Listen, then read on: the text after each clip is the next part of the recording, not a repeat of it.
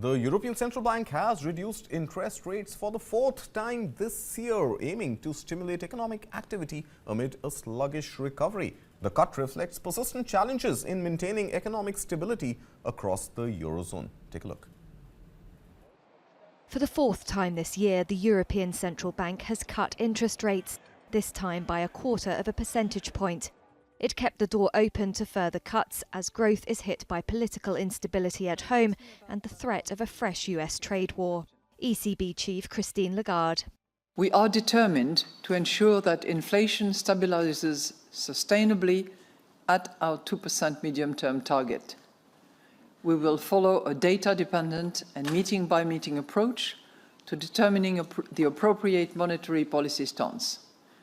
In particular, our interest rate decisions will be based on our assessment of the inflation outlook in light of the incoming economic and financial data, the dynamics of underlying inflation, and the strength of monetary policy transmission.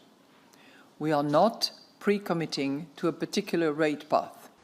The ECB has been easing policy as inflation worries largely evaporate. The debate has now shifted to whether it's cutting rates fast enough to support an economy that's lagging global peers. Predicting that inflation will be back at its 2% target in early 2025 and that growth will remain sluggish, the ECB lowered its deposit rate to 3%. It also changed its guidance, likely to be taken as a hint of further rate cuts. The ECB's earlier policy statement had omitted a previous promise to keep policy sufficiently restrictive. Some say this signals a return to at least a neutral setting that neither stimulates nor slows growth.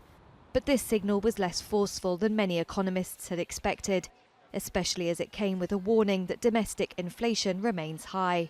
The ECB warned downside risks remain, with Germany facing an early election, France struggling to find a stable government, as well as President-elect Donald Trump threatening punitive tariffs.